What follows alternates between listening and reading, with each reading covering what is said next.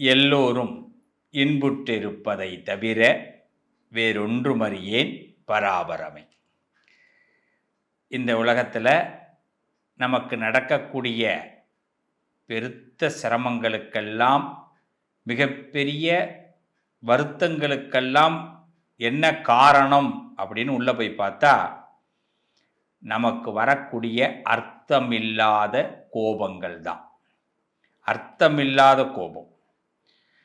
நம்ம எல்லாருமே ஒன்று நினைக்கலாம், இல்லையே அப்படிலாம் கிடையாதே, நமக்கு வர கோபம் எல்லாம் அர்த்தமாக தானே இருக்குது, அது எப்படி அர்த்தமில்லாத கோபம் அப்படின்னு நினைக்கலாம். நமக்கு மட்டும் அர்த்தம் புரிந்து கோபப்படுறதுனால அதுக்கு பேர் அர்த்தமான கோபமாக சொல்ல முடியாது. நாம் செய்கிற விஷயங்கள், நம்ம படுற கோபத்துக்கு ஒரு அர்த்தம் இருக்கணும், அது மற்றவங்களுக்கு புரியணும். ஒரு கோபத்தினால இன்னொருத்தவர்கள் திருந்துறாங்க, நான் படுற கோபத்தினால மற்றவங்க வருந்துறாங்க. நான் எதுக்கு கோபப்படுறேன்? அவங்க தப்பாக செய்கிறாங்க, அவங்க தவறு செய்கிறாங்க, அவங்க செய்கிறது பிடிக்கலை, இதுக்காக கோபப்படுறேன். இப்போ அந்த கோபத்தை அவர்கள் உணரணும். இவர் கோபப்படுறாருன்னா நம்ம செய்கிற செயலுக்கு தான் அவர் கோபப்படுறாரு அப்படின்னு. அவங்க உணரவே இல்லைன்னா நாம் படுற கோபம் அர்த்தமில்லாத கோபம். இந்த கோபத்தினால நமக்கு காலம் விரயமாகும், நேரம் விரயமாகும், உடல் பலம் குறையும். இதனால ஒரு பிரயோஜனமும் கிடையாது. இதை முதல்ல மனசில் நிறுத்திக்கணும். இன்னைக்கு நிறைய பேருடைய வாழ்க்கையில் ஸ்ட்ரெஸ், மன அழுத்தம் எதில் ஏற்படுதுன்னா மற்றவங்களால தான். நாம் இன்னொருத்தவங்க எந்த அளவுக்கு எதிர்பார்க்குறோமோ அந்த அளவுக்கு நமக்கு கோபம் வருது. நம்மளை ஃப்ரீடமாக வச்சுக்கணும்னு நம்ம ஆசைப்படுறோம். நம்ம இந்த உலகத்தில் எல்லாரும் நல்லா இருக்கணும்னு ஆசைப்படுறோம். நம்ம பேசுகிறத மற்றவங்க கேட்கணும்னு ஆசைப்படுறோம். எல்லா மனுஷனுக்கும் இதுதான் எண்ணம். இதில் சில பேர் நம்ம பேச்சை கேட்காம போகும்போது நமக்கு கோபம் வருது. ஏன் கேட்காம போகிறான்னு நம்ம ஒரு நிமிஷம் சிந்திக்கணும். இந்த நிமிஷம் அவன் நம்ம பேச்சை கேட்கல, காரணம் அவன் இடத்துலேருந்து நாம் பார்க்கணும். அப்போ நமக்கு நல்ல நேரம். இல்லைன்னா வாரம் இல்லை, நாள் இல்லை, மாதம் இல்லை, வருஷமும் வீணாக போகுது. அதனால் இன்னிலிருந்து அர்த்தமில்லாத கோபத்தை தூக்கி எறிவோம். கோபப்படுறதுனால எந்த பிரயோஜனமும் இல்லை. மனசை நாம் கல்லாக்கிப்போம், மனசை ரிலாக்ஸ் ஆக்கிப்போம், வருத்தம் இல்லாமல் வாழ ஆரம்பிப்போம். அவ்வளவுதான். மற்றவங்களை நினைக்கிறத விட நம்மளை நினைக்க ஆரம்பிப்போம். ரெண்டு விஷயம், மனசு எப்பெல்லாம் ரொம்ப சங்கடமாக இருக்கோ, ரொம்ப வருத்தமாக இருக்கோ, அப்பெல்லாம்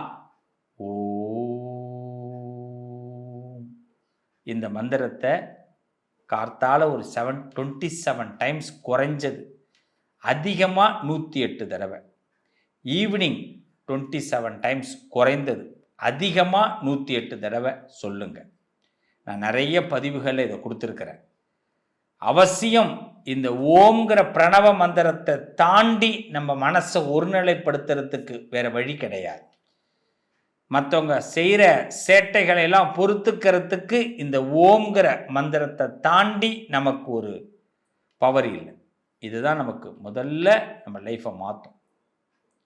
என்றைக்குமே ஒன்று தெரிஞ்சுக்கிங்க, உங்களுக்கு மனசில் எப்பயாவது ரொம்ப வருத்தமாக இருக்குது, அழுத்தமாக இருக்குன்னா பக்கத்தில் இருக்க விநாயகர் கோயிலுக்கு போயிட்டு வாங்க, இல்லை சிவாலயத்துக்கு போங்க. நிச்சயமாக சொல்கிறேன், நீங்கள் எதுவுமே எடுத்துன்னு போக வேணாம். சிவாலயத்துக்கு போகும்போது முடிஞ்சால் கொஞ்சம் வில்வம் கையில் எடுத்துன்னு போங்க. இல்லைன்னா அதுவும் வேண்டாம், சும்மா போங்க, கையை வீசிக்கிட்டு போங்க. உங்கள் மனசில் இருக்கிற பாரத்தை அந்த சிவன்கிட்ட கொட்டுங்க. நிச்சயமாக விநாயகர்கிட்டையும் சிவன்கிட்டையும் கொட்டுற அந்த மனபாரம் ஒரு வெற்றியை கொடுக்கும். இந்த வாரம் இல்லை, எல்லா வாரமும் நீங்கள் சிறப்பாக இருப்பீங்க. இதை ஒரு நாள் முடிவு பண்ணிங்க. ஏதாவது ஒரு நாளில் கண்டிப்பாக நம்ம சிவாலயத்துக்கு போகிறோம், வாரம் விநாயகர் ஆலயத்துக்கு போகிறோம், வாரம் கையை வீசிட்டு போகிறோம். அப்படியே ஏதாவது எடுத்துன்னு போகிறதா இருந்தால் வில்வம் மட்டும் எடுத்துன்னு போகிறோம். பிள்ளையார் கோயிலுக்கு போகிறதா இருந்தால் அருகம்புல் எடுத்துன்னு போகிறோம். வேறு ஒன்றுமே வேண்டாம். சுவாமிகிட்ட கொடுக்குறோம், சாத்துறோம், உட்காடுறோம், மனசார அவரை பார்க்குறோம். இந்த கோவில் நம்ம கார்த்தால பார்த்தீங்கன்னா எல்லாரும் வாக்கிங் போகிறோம், சாயரட்சா வாக்கிங் போகிறோம். அதே வாக்கிங்கை நீங்கள் கோவிலில் பார்த்தீங்கன்னா வளமாக வரலாம், பிரதட்சணமாக வரலாம். கோவில் கார்த்தால ஒரு 21 டைம்ஸ், ஈவினிங் ஒரு 21 டைம்ஸ். உங்கள் கோவில், உங்கள் பக்கத்தில் ஏதோ ஒரு கோவில் இருக்கும். கோவில் இல்லாத ஊர் இல்லை. 3 தெருவுக்கு ஒரு கோயில் இருக்கும். ஏதோ ஒரு சுவாமி, எந்த சுவாமி வேணாலும் எடுத்து காலையில் ஒரு 21 தடவை, சாயரிச்சு ஒரு 21 தடவை, முடிஞ்சால் சுற்றி பாருங்கள். நிச்சயமாக நல்ல பலன் கிடைக்கும். காலையில் கோயில் திறக்க முடியல சுவாமி, நான் அந்த நேரத்துக்கு நமக்கு கிடைக்க மாட்டேங்குது, நான் சாயரிச்சு சுற்றும் டைம் கிடைக்கிறப்ப. ஏன்னா நிச்சயமாக நமக்கு இன்றைக்கி இருக்கிற மனபாரம் கண்டிப்பாக குறையும், வாழ்க்கையில் நல்லது நடக்கும். நிறைய பேர் சில கேள்விகள் கேட்டுனீங்க. பங்காளி பிரச்சனைலாம் வருது சாமி, என்ன பண்ணலாம்? நிறைய சண்டை வந்துக்கிட்டே இருக்குது, பங்காளி பிரச்சனைகள் வருது, என்ன செய்யலான்னு கேட்டாங்க. ரொம்ப சிம்பிளாக அதுக்கு ஒரே ஒரு பரிகாரத்தை சொல்லிட்டு நிகழ்ச்சியில் போவோம், வார ராசி பலனுக்குள்ளே போவோம். ஏற்கனவே கேட்ட கேள்விக்கு தான் பதில். அர்த்தமில்லாத கோபத்திற்கு கோபத்தை குறைக்க என்ன வழின்னு கேட்டாங்க. அதுக்கு நான் இப்போ வழி சொன்னேன். முதல்ல கோபமே பட வேண்டாம், ஓம்ங்கிற மந்திரத்தை சொல்லுங்கள், ஸ்ட்ரெஸ் ரிலீஃப் ஆகும். ரொம்ப ஸ்ட்ரெஸ்ஸாக இருந்தால் விநாயகர் கோயிலுக்கும் சிவாலயத்துக்கும் போங்க. இந்த பங்காளிகள் பிரச்சனைகளை நம்ம நீங்கணும் அப்படின்னா குலதெய்வம், உங்களுடைய குலதெய்வத்துக்கு உங்கள் வீட்டில் மனசார நினச்சி ஒரு மண் அகலில் நீங்கள் தீபம் போட்டு வாங்க. தினசரி பங்காளி பிரச்சனைகள் முடிவுக்கு வரும், குலம் தழைக்கும், நமக்கு இருக்கிற விரோதத்தன்மைகள்லாம் குறையும். ஏதோ ஒரு சக்தி, ஏதோ ஒரு இந்த பிரபஞ்சத்தில் ஏதோ ஒரு நல்ல விஷயம், நமக்கு இருந்த பிரச்சனைகள்லாம் கண்டிப்பாக அந்த குலதெய்வத்தால் நீக்கப்படும். குலதெய்வத்தால் மட்டும்தான் பங்காளி பிரச்சனைகள் நீங்கும். அதனால் குலதெய்வத்துக்கிட்ட பிரார்த்தனை பண்ணு, நிச்சயமாக நல்லது நடக்கும். வாங்க, சில பேருக்கு பார்த்தீங்கன்னா இந்த உலகத்தில் ஏன் பிறந்தோம் அப்படிங்கிற கேள்வி இருக்கும். ஏன் பிறந்தாய் மகனி, ஏன் பிறந்தாயுன்னு ஒரு பாட்டு இருக்கும் இல்லையா? ஆமாம், இந்த கேள்வி மனசில் கேட்டுக்கிட்டே இருக்கும். நிறைய பேருக்கு கேட்கும், எப்படிப்பா இந்த வாரத்தை கடக்கிறது, எப்படி இந்த நாளை கடக்கிறது, எப்படி இந்த மாதத்தை கடக்கிறது. இந்த ஏன் பிறந்தோம் அப்படிங்கிற கேள்வியை நம்ம கேட்கும்போது கண்டிப்பாக அதற்கான விடை நிறைய இடத்துல நமக்கு கிடைக்கும். இதுக்காக தான் பிறந்த, இன்னும் இந்த காலம் இருக்குது, இன்னும் இந்த விஷயத்தை நீ முடிவு பண்ணணும், இன்னும் இந்த விஷயம் ஒன்னால தான் நடக்க போகுது, வெயிட் பண்ணு அப்படிங்கிற பதில் வந்துக்கிட்டே இருக்கும். இந்த கேள்வி நம்ம மனசில் எழுந்துக்கிட்டே இருந்தால் நிச்சயமாக விடையும் கிடைத்து கொண்டே இருக்கும். வாழ்த்துக்கள், நல்லதே நடக்கும். ஆகஸ்ட் மாதம் 25ஆம் தேதி முதல் ஆகஸ்ட் மாதம் 31ஆம் தேதி வரை, ஆவணி மாதம் 9ஆம் தேதி முதல் ஆவணி மாதம் 15ஆம் தேதி வரை வார ராசி பலன்.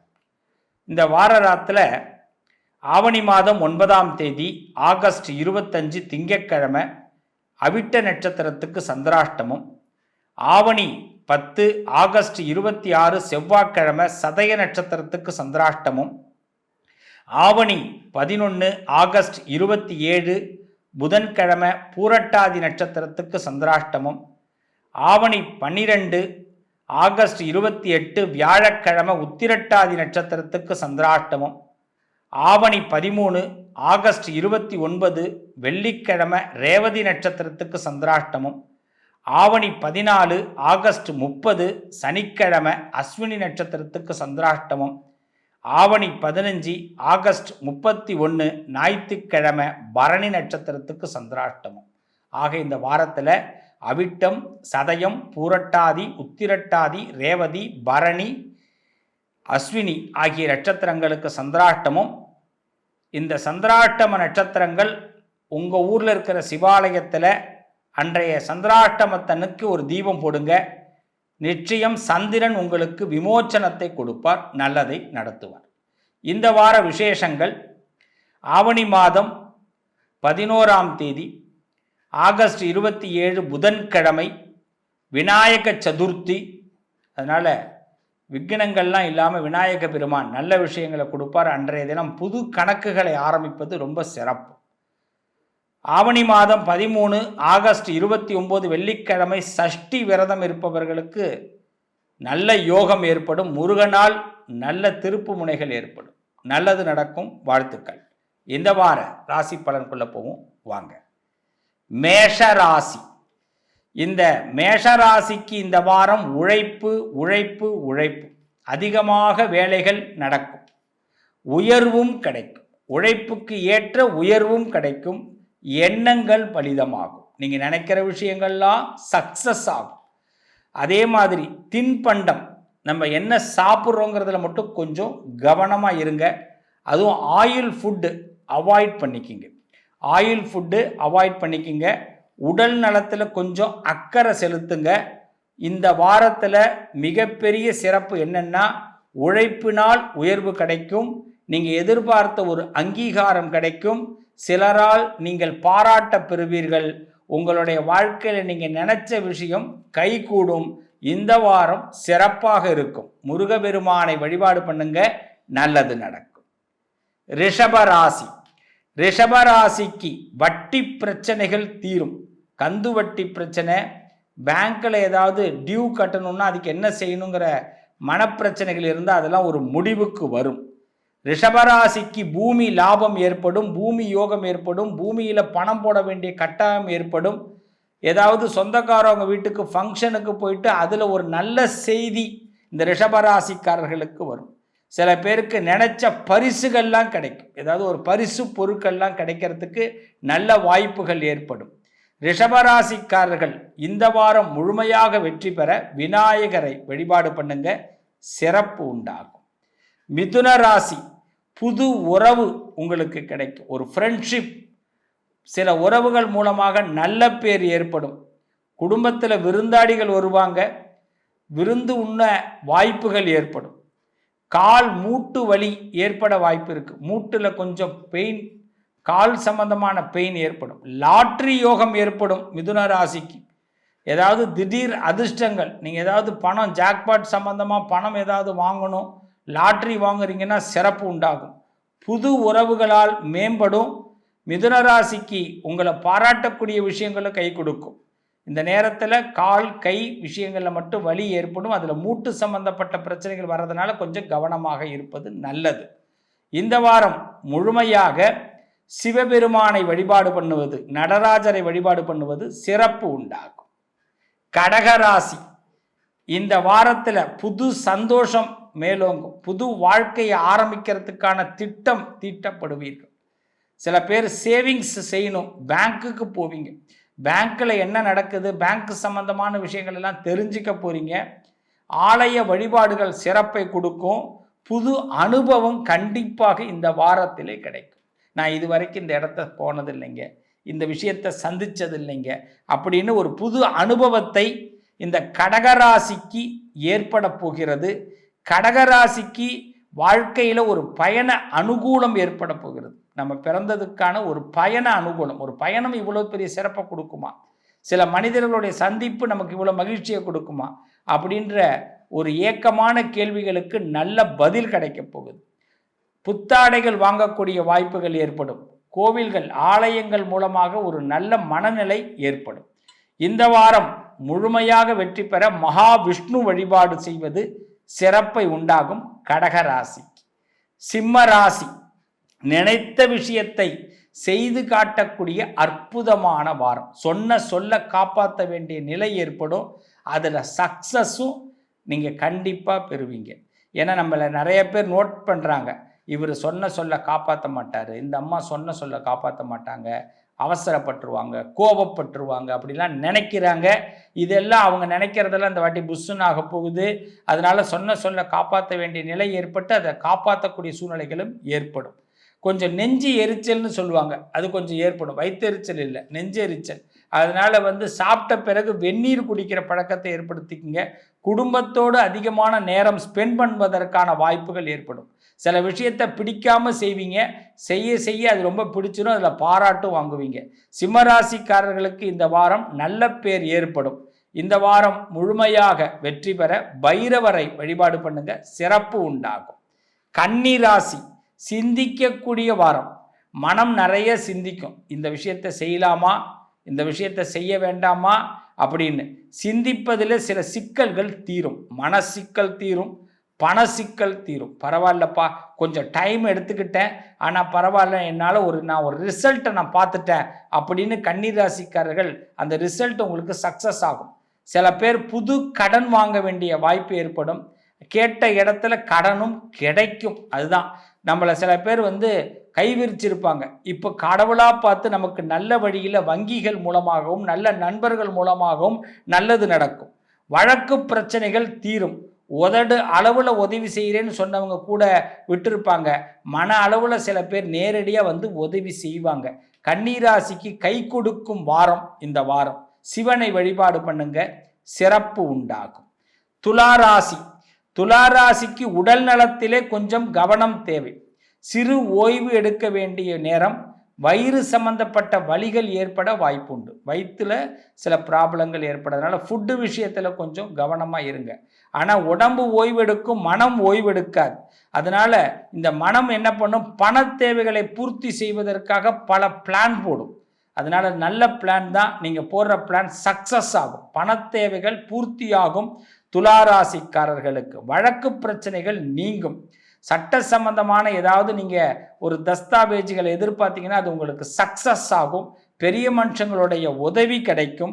பொழுதுபோக்கு சம்மந்தப்பட்ட விஷயங்கள் உங்களுக்கு சக்ஸஸ் ஆகும். நீங்கள் ஏதாவது ஒரு என்டர்டெயின்மெண்ட் விஷயமா வெளியில் போகிறது, குடும்பத்தோடு ஸ்பெண்ட் பண்ணுறது, இது உங்களுக்கு நல்லதை கொடுக்கும்.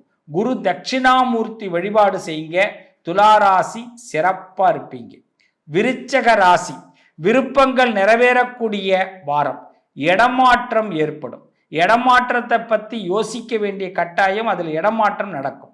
பதவி உயர்வு, பணம் உயர்வு யோகத்தை கொடுக்கும்.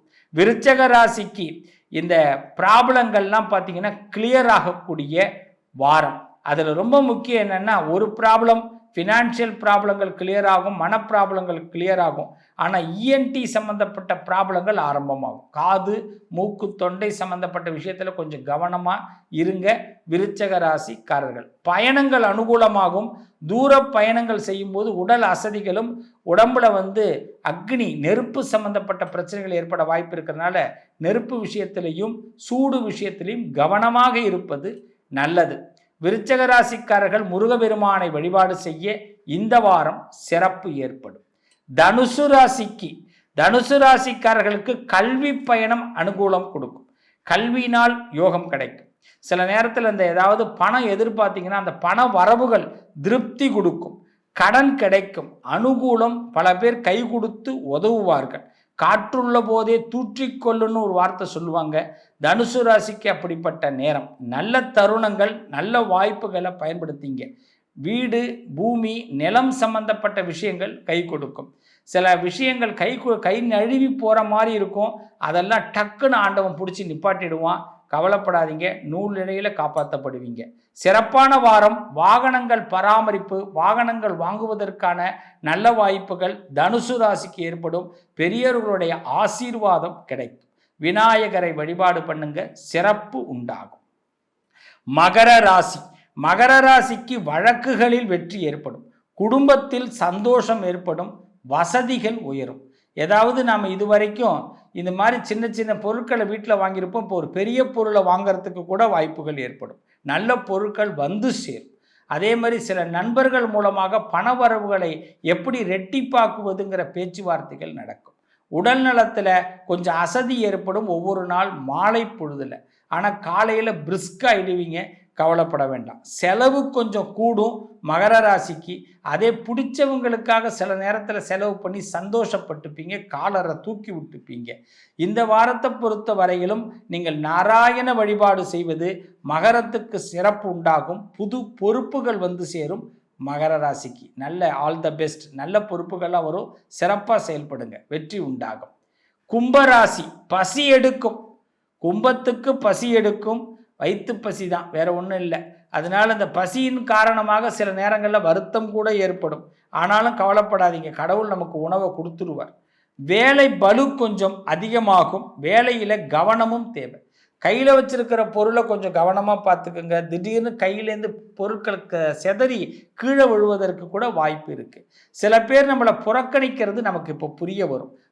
இவங்க நம்மளை புறக்கணிக்கிறாங்க, இவங்களுக்கு நாம் தேவைப்படலை, நமக்கு இவங்க வேண்டான்னு நினைக்கிறாங்க, சரி நம்ம கொஞ்சம் விலகி இருப்போம் அப்படின்னு உங்களுக்குள்ளேயே அழகான பாயிண்ட்லாம் கிடைக்கும். மற்றவர்களை புரிந்து கொள்ளக்கூடிய சிறப்பான வாரம் கும்பராசிக்கு. நிறைய வாரம் புரிஞ்சுக்கிட்டு இருக்கிறோம், இந்த வாரத்தில் இன்னும் ஒரு பாடத்தை ஆண்டவன் கற்றுக் கொடுக்குறான். அப்படிப்பட்ட கும்பராசிக்கு இந்த வாரத்தில் விநாயக பெருமான் வெற்றிகளை கொடுப்பார். விநாயகரை வணங்குங்க. பசி பிரச்சனைகள் நிச்சயமாக தீரும். ஆனால் பசி எடுக்கும், நிறைய இடத்துல பசி எடுக்கும். இரவுல திடீர்னு சாப்பிட வேண்டிய கட்டாயமெல்லாம் ஏற்படும். அதனால் நல்லா சாப்பிட்டு படுங்க. அப்படி இல்லைன்னா கையில் ஏதோ ஒரு ஃபுட்டு கையில் வச்சுக்கிட்டு தூங்குங்க. தூங்கும்போது நல்லது நடக்கும். விநாயகர் நல்லருள் செய்வார். மீனராசி, எதிர்பார்த்த பண வரவு கிடைக்கும். எதிர்பார்த்த பண வரவு கிடைக்கும். தொல்லைகள் நீங்கும். சில பேரால் நமக்கு ஏதாவது ஒரு பிரச்சனை வரும்னு எதிர்பார்த்துருப்போம். அந்த பிரச்சனைகள்லாம் அடுக்கடுக்காக டக்கு டக்குன்னு கிளியர் ஆகிடும். பிள்ளைகளால் கொஞ்சம் திடீர் செலவுகள் ஏற்படும். குடும்பத்தில் பிள்ளைகளால் திடீர் செலவு ஏற்படும். எலும்பு பிரச்சனைகள் வந்து போகும். எலும்பு சம்பந்தமான வலி வந்து போகும். அதனால் நல்லா ஏதாவது பெயின் கில்லர் கையில் வச்சுக்குங்க. அது ரொம்ப பெஸ்ட். ஏன்னா நள்ளிரவில் பெயின் வந்தால் என்ன பண்ணுறது? அதனால் ஏதாவது ஆயில்மெண்ட்டு, லோஷன் ஏதாவது வச்சுட்டிங்கன்னா உங்களுக்கு பெயின் கில்லர் உங்களுக்கு அவசியம் தேவைப்படுது.